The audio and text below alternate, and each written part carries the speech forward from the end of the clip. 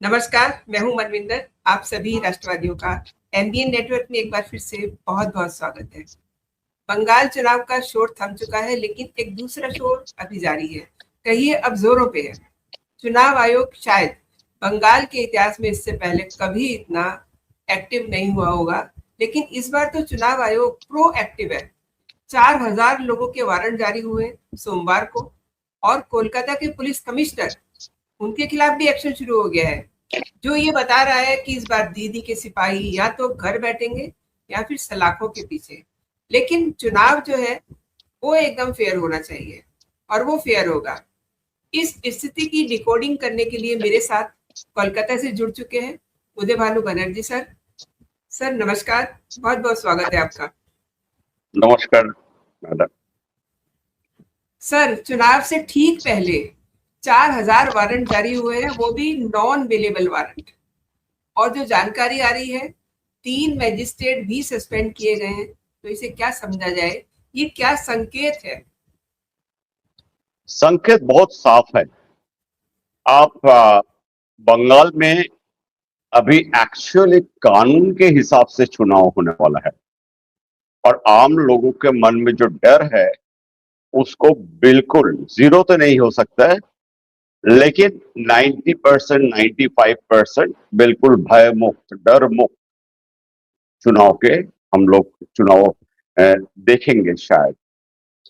और ऐसे ऐसे चीज जो हो रहा है डेली, डेली एक नया पत्ता खोल के सामने रख रहे हैं, जिनमें जो है वो जो शासक जो है उनका हड़कंप में से आज सवेरे सवेरे पता चला 4000 वारंट। अब सोचिए ओ माय गॉड। जितने पोस्ट पोल वायलेंस हुआ था फ्रॉम 2021, उसके बाद जितने पंचायत इलेक्शन हुआ, म्यूनिसिपैलिटी कॉर्पोरेशन इलेक्शन हुआ, सब में जितने एफआईआर हुआ था, एफआईआर में उसमें कोई कार्रवाई हुई कि नहीं हुई, जिन जिन लोगों का नाम आया पूरा वेस्ट बंगाल में सबको पास नोटिस गया है, और पुलिस के पास वो थाना स्पेसिफिक, जिला स्पेसिफिक लिस्ट है। ऐसा नहीं है जो इन जनरल बिल्कुल भेज दिया पुलिस को। उनको बोला इन लोगों को हिफाजत में लो और इन लोगों को इमीडिएटली नॉन अवेलेबल वारंट जारी करो। और उसमें एक्चुअली देखिए, अगर आप चाहे तो शासन को वो जो है कितना अच्छे तरीके से कंट्रोल कर सकते हैं, एक नमूना है। पुलिस ऐसे ही नोटिस भेज सकते थे, लेकिन नोटिस पे क्या है लिखा हुआ है, या तो आप खुद अपने आप सरेंडर कर लो लोकल थाना में इस धारा पे, और नहीं तो अगर हम जाके आपको घर से उठाते हैं, इनके साथ और भी 2-4 धारा लग जाए। तभी कल जो है कल्याण बनर्जी कोर्ट में भागे, जो उसमें 800 जो है हमारा नेता है, 800 नेता और कर्मी है टीएमसी के। नेता तो है 70। मैं तो आपको मेरे पास मैं नाम भी मुझे पता चल गया जिला के हिसाब से कौन कौन है, और उनमें से कितने मैं आपको एक अंदाज दे सकता हूं। करीब करीब 28 ऐसे विधायक है जिनको इस बार चुनाव मैदान में टीएमसी उतारा, और कुछ काउंसिलर है और कुछ जो है ऑर्डिनरी आपका कार्यकर्ता है टीएमसी का।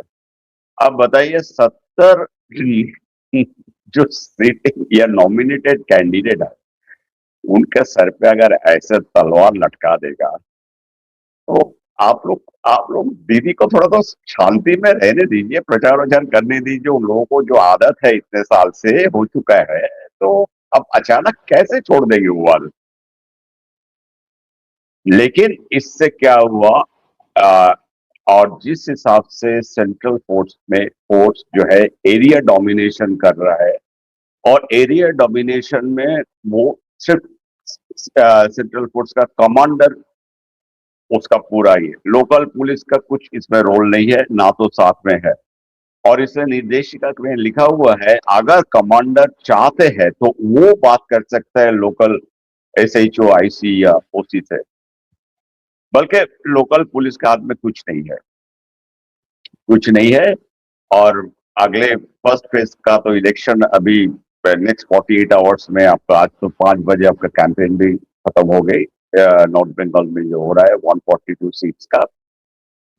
तो और दूसरी बात है अभी तक अगर आप देखिएगा पूरा वेस्ट बंगाल में जिस हिसाब से वायलेंस होता था पोल के पहले से अभी भी हो रहा है, लेकिन वो हेडलाइंस कैचिंग का नहीं है। मतलब देखिए बहुत मामूली सा चाहिए चीज है, किसी कैंडिडेट का गाड़ी पे तोड़फोड़ हुआ या दोनों गुट के बीच कोई स्लोगनबाजी हुई, आ, ये सब छोटे मोटे जो है ये सब होते रहते हैं। या किसी पर्टिकुलर जैसे इकबालपुर में कल जो है टीएमसी और बीजेपी के दोनों आमने सामने आ गया और काफी स्लोगन हुआ, उसका हाथापाई हुआ, पुलिस लाठी वाठी चलाया। 5 बीजेपी का जो कार्यकर्ता और 4 टीएमसी का इन लोग को अरेस्ट कर। ये लोग काफी छोटा मोटा उस हिसाब से जिस हिसाब से हम लोग वायलेंस देखते आ रहे थे इतने साल से, पिछले 15-20 साल से, उस हिसाब से ये सब कुछ नहीं है हमारे हिसाब से। तो अभी का ये सिचुएशन है। मैं और आपको मैं बता देता हूँ दोनों सेक्टर के लिए, जैसे नॉर्थ बंगाल और साउथ बंगाल, यहाँ पे हेलीकॉप्टर भी हर एक डिस्ट्रिक्ट में हेलीपैड बनाया गया। मतलब रैपिड एक्शन फोर्स या पैरा ट्रूपर्स किसी भी टाइम में अगर कोई आउट ऑफ कंट्रोल ऐसा सिचुएशन हुआ, मान लीजिए जो सीआरपीएफ या बीएसएफ जवान के भी बाहर है, तो कोई बड़ी बात नहीं है। आप पैरा ट्रूपर्स सब देखिएगा इंडियन आर्मी का वहां पे लैंड हो जाए। और खास करके जो है बॉर्डरिंग डिस्ट्रिक्ट्स पे, मतलब आप मालदा, मुर्शिदाबाद और दिनाजपुर में डिस्ट्रिक्ट के अंदर, एक डिस्ट्रिक्ट के अंदर 3-3 हेलीपैड बना के रखे हैं। और आपका हाँ दिनाजपुर जो चिकन नेक के आसपास जो एरिया है, अलीपुर द्वार, वो सब जगह पे ये सब करके रखे हैं। इलेक्शन कमीशन अपने तरफ से पूरे जोर लगा के आदमी जो भयभीत होके अपना मत खुद जाए, खुद दे। और उनमें कोई लोकल एडमिनिस्ट्रेशन कोई। अच्छा दूसरी बात है, इलेक्शन कमीशन कल रात को एक सारे जितना पुलिस अधिकारी है एडमिनिस्ट्रेशन में, डिस्ट्रिक्ट मजिस्ट्रेट या जो भी BLO, presiding officer, electoral officer, सबको पूरा कानून के किताब पढ़ा दिया। जो देखिए एक इस धारा में आपका नौकरी जा सकता है अगर ये पाया गया, इस जगह पे अगर आप अपना ड्यूटी नहीं कर पाए तो इस धारा के मुताबिक आपका नौकरी जाएगा, ये जुर्माना होगा या इतने साल का जो है आपका कस्टडी में रहेंगे आप। कल रात को आप सोचिए, इलेक्शन कमीशन बहुत जगह पे फ्लाइंग स्क्वाड लगाया। कलकत्ता की बात कर रहा हूं, जिनके काम है रात भर दिन भर 24 आवर्स से फ्लाइंग स्क्वाड मोबाइल रहता है, घूमते रहता है। कलकत्ता में बहुत सारे यूबर और आपका जितने टैक्सीज है चलता है, उनके ऊपर कैमरा लगा हुआ है। मतलब वो जहां जहां जाते हैं सवारी लेकर के जाए, लेकिन उसका कैमरा चलते रहता है सड़कों में, गलियों में, कलकत्ता में। अब फ्लाइंग स्क्वाड में कल रात को फ्लाइंग स्क्वाड भी जो है वो भी क्या है, एग्जीक्यूटिव मजिस्ट्रेट के अंडर में आता है। 3 एग्जीक्यूटिव मजिस्ट्रेट रातों रात सस्पेंड हो गया कल रात को। क्या हुआ, रात 10 साढ़े 11-12 बजे रात में एक यूआरटी टीम गए, देखे जहां पे फ्लाइंग स्क्वाड का लोकेशन दिखा रहा था मैप में, गाड़ी वहीं पे है, लेकिन उनके अंदर के आदमी जो है सब भवानीपुर थाना, जो दीदी का खास जगह है जहां पे उनका घर है, भवानीपुर थाना के अंदर बैठे हुए गप मारा है, चाय पी रहा है। वहां पे जाकर तुरंत मैजिस्ट्रेट सस्पेंड। तो अभी देखिए यहाँ पे जो चुनाव जो मैं बता रहा हूँ, अब ये आज तक की कहानी है, कल फिर क्या नया था क्या पता निकालेगा इलेक्शन कमीशन, जी किसी को मालूम नहीं है। एंड सर, शांतनु सिन्हा के खिलाफ पहले से ही 3 मामले हैं। मतलब ईडी बिल्कुल एक्शन मोड में है। अब उनके साथ एक और मामला जुड़ गया है, सैंड स्मगलिंग का। ये क्या है? और ये दूसरी बात बहुत ये कि ये नोटिस के बावजूद ये पहुंचे ही नहीं है वहां पे, सम्मन इनको दिया गया, ये पहुंचे ही नहीं है। नोटिस के बिल्कुल। बावजूद ये ईडी कार्यालय नहीं पहुंचे हैं। इससे तो मतलब जो इनका ठिकाना है उसको लेकर के बड़ा सस्पेंस हो रहा है, isn't it? ठिकाना मैडम, देखिए, हमारे दीदी इसमें माहिर है। आपको याद होगा राजीव कुमार का केस में 12 दिन तक जो है राजीव कुमार को सीबीआई ढूंढते रह गया, कलकत्ता में नहीं मिला। राजीव कुमार को जब अरेस्ट करने गए थे सीबीआई, दीदी धरने पे बैठ गया था। तो ये सब हम लोग ये सब देख के, और हम जानते हैं कहाँ है शांतनु विश्वास, कहाँ से उनको शेल्टर मिल रहा है और किनके घर में ही छुपा है, सबको मालूम है। अब मालूम होना और बोलना अलग चीज है। जब तक आप वही चीज बोल सकते हैं जब आपके पास कोई ठोस कोई सबूत आ जाए। अब से लेकिन ये बात पक्की है, ये भाई साहब जो है, ये डीसीपी साहब बहुत बड़ा केस में फंसते जा रहा है। 4 केस हो गया अभी। एक फोन स्मगलिंग, दूसरा एनआरआई मेडिकल सीट्स, तीसरा सोना पप्पू।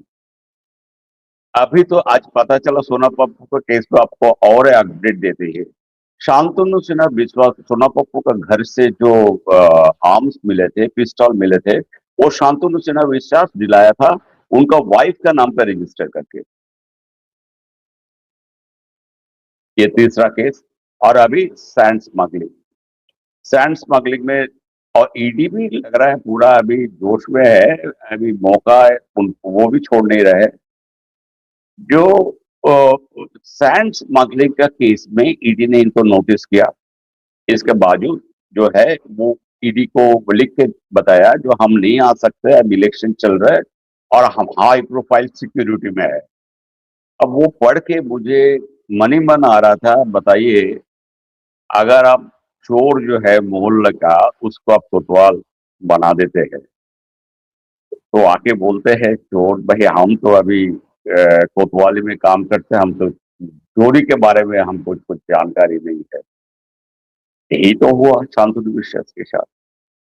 और सैंड स्मगलिंग में आपको बता देता है, ये पुराना केस है, इसमें इनको बुलाया और साथ में झारखंड का एक रिटायर्ड जिला मजिस्ट्रेट को भी बुलाया गया, और दोनों को कल हाजिरा के लिए बुलाया है। देखते हैं क्या होता है। लेकिन एंड ये भाई साहब बहुत लंबे नाम है, बहुत बहुत बहुत लंबे। जो हालात सर दिखाई दे रहे हैं, अगर मैं शांतनु सिन्हा की ही बात करूं, आपको याद होगा जिस समय शाहजान शेख को लेने के लिए सीबीआई उन्हें अपनी कस्टडी में लेना चाह रही थी, एंड दीदी उनके खिलाफ जो है, मतलब उनके तो खैर काम ही बड़े ऊंचे ऊंचे रहे हैं, वो अपने अफसरों के लिए धरने पे बैठी हैं। अब इनके लिए पता नहीं वो क्या करेंगी, कहाँ छिपाया हुआ है। तो शाहजान शेख जो है, इनको मतलब जहाँ तक मुझे याद आ रहा है, थोड़ा केस पुराना हो गया है, लेकिन 51 डेज के बाद उनको यू आर राइट मैम। उनको निकाला गया था, and that person was coming like, मतलब जैसे वो पुलिस का अधिकारी तो वही है, और जो हम्म। पुलिस है वो एक तरह से वो सैल्यूट, गुनहगारों की तरह पीछे पीछे जा रही थी, मतलब उसका इतना वो सैल्यूट रुतबा मार था। रहा था। जी, लेकिन फिर मतलब कोर्ट से उसको लिया गया था, वो सीबीआई को कोर्ट में कोर्ट आके से था। उसकी, सीबीआई ने कोर्ट में गए, वो वहां से इंटरव्यू उन्होंने किया, तब जाकर के उसकी कस्टडी मिली। अब अब इनके बारे में शांतनु सिन्हा जो डीसीपी हैं, ये नोटिस के बावजूद ईडी के ऑफिस में नहीं पहुंच रहे हैं, और जैसा कि आप बता रहे हैं कि वो लॉजिक दे रहे हैं कि वो हाई सिक्योरिटी जोन में है, ब्ला ब्ला। मैम, ये सब देखिए, जो बंगाल में रहते हैं ना, पिछले 15 साल से हम लोग यही सब देखते आ रहे हैं। अपना तंत्र को कैसे जो है अपने हिसाब से अपना कैडर बनाया जाए। आईपैक क्या है? आईपैक में वेस्ट बंगाल गवर्नमेंट पे कोई फर्क नहीं है। आईपैक के सरकारी जितने काम जो है आईपैक करता था। कल मैंने आपको बताया आईपैक के दफ्तर से सरकारी लेटर है, उसके बाद सरकारी सील, सेक्रेटरी सिर्फ सिग्नेचर मारते थे, सारे चिट्ठी विट्ठी पॉलिसी सब कुछ वहीं से डिसाइड होता था। जी। तो यहाँ तक अगर सिचुएशन खराब हो जाता है, और तो आप समझ सकते हैं कि क्यों वो मैडम भागी थी उस दिन, जो है प्रतीक जैन के घर पे जो रेड हो रहा था, क्या उठा रहे थे ये सारे। और अच्छा दूसरी बात है, शांतनु सिन्हा विश्वास पूरा पुलिस पोस्टिंग ये, और जो बिल्डर जो पकड़ा गया था कल, जो अभी हिफाजत में है ईडी का, जॉय कामदार। जॉय कामदार बड़े दमदार आदमी है। अब मुश्किल से उनका उम्र होगा 35-36, लेकिन काम बड़ा दमदार काम। जितना पुलिस आईएएस आईपीएस सब, उनका फोन से उनका डिजिटल एविडेंस सबका नंबर मिला ईडी को। कुछ एक चैट में पता चला आईपीएस ऑफिसर उसको सर बोल के एड्रेस कर रहे हैं। आप सोच सकते हैं। और ये भाई साहब 1500 करोड़ 1100 करोड़ जो भी है, ये भाई साहब बैठे बैठे जितना पुलिस का पोस्टिंग, जितना जो भी एडमिनिस्ट्रेशन का, ये सारे जो है किसी को डराना धमकाना, और ये इनके नाम लेकर के डीसीपी क्राइम ब्रांच का इसका नाम लेकर के इसके साथ मिलके ये ये सब करते रहे इतने साल से। और साथ में इनका मसल मैन था सोना पप्पू। मतलब ये सोचिए 3 लेयर, मतलब जो लाइन ऑफ एक्शन एलओसी में सोना पप्पू, उसके पीछे है कमांडर सब बैठे हैं जो जॉय कामदार, और उसके पीछे जनरल साहब जो है शांतनु सिन्हा विश्वास बैठे हैं। इसी फेज में इनका काम चलता था। सरकारी जमीन हड़पना या कोई डिस्प्यूटेड प्रॉपर्टी जहां पे, मतलब इन लोगों का नजर लग जाता तो बेचारा वो सोचते थे भाई साहब हमें कम से कम 2-4 कुछ दे दो जिससे हमारा गुजारा चल जाए, बाकी आप ले लो, हमें इस झंझट से हमें ये करो।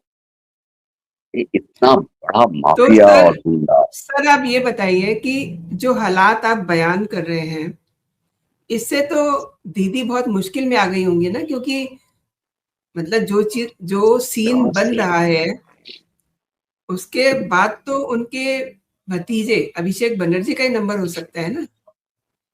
बहुत बड़ा चांस है। अभी मैं इसीलिए मैंने बताया अभी से लेकर के 29 तारीख तक, ये 4 तारीख तक क्या क्या अभी पत्ता जो है ईडी और इलेक्शन कमीशन इन्होंने खुलेंगे, आपको डेली कुछ ना कुछ सरप्राइज आएगा। और इसका लेकिन जिस हिसाब से ये चल रहा है, आ, परेशानी इन लोगों को बढ़ी रही है। ये आप मैं दावा के साथ कह सकता हूँ आज के दिन में। ये लोग और पूरा पार्टी जो है प्रैक्टिकली जो है, ये अभी पार्टी रहेगा, इसका अस्तित्व मतलब पॉलिटिकल एरिना में मैदान में ये रहेगा कि नहीं, ये बहुत बड़ा क्वेश्चन मार्क कर दिया 4 तारीख के बाद। ये पार्टी रहेगा कि नहीं रहेगा। जो पार्टी बनाई है इस आइडियोलॉजी से, लूटो लूटो और पैसा बनाओ और अपना जेब भरो, उस आइडियोलॉजी में अब अचानक जो है इनका फंड का शॉर्टेज हो गया। इलेक्शन करने के लिए भी पॉलिटिकल पार्टी को तो पैसा चाहिए। आईपैक का सारे account freeze, ED ED raid once account सारे फ्रीज। अब कुछ इसलिए पगार नहीं दे पाएगा तो सबको कर्मियों को सब छुट्टी पे भेज दिया।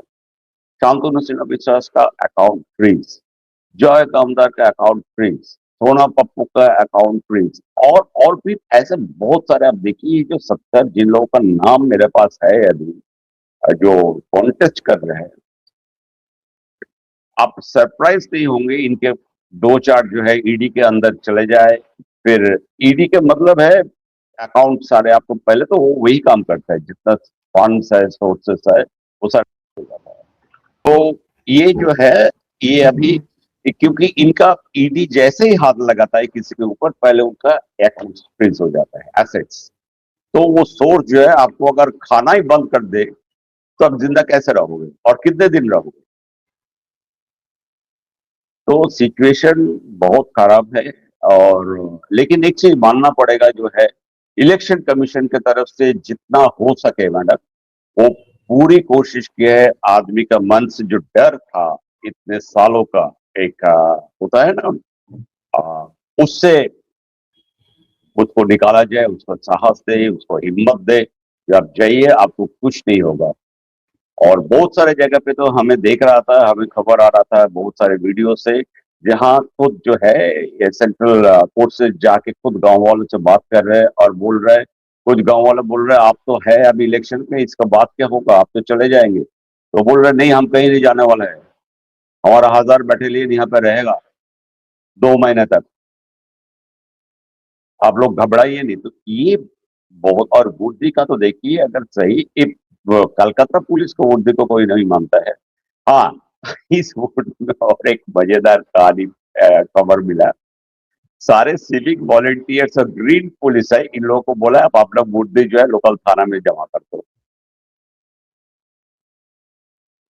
वो तो पहले जी, ही बोल दिया था आपको कोई काम में हमें जरूरत नहीं है, छुट्टी पे चले जाओ। अब आप भी बोल आप अपना उड़ते उड़ते जो भी है ये सारे आईडी सब जमा करके जाओ। इलेक्शन कमीशन जो एक्शन ले रहा है, जो कदम उठाए जा रहे हैं, उसके बारे में आपने बहुत विस्तार से जानकारी दी है। आपने सर मेरे शो के लिए समय निकाला, मेरे लिए समय निकाला। आपका बहुत-बहुत धन्यवाद सर। जय हिंद, जय भारत।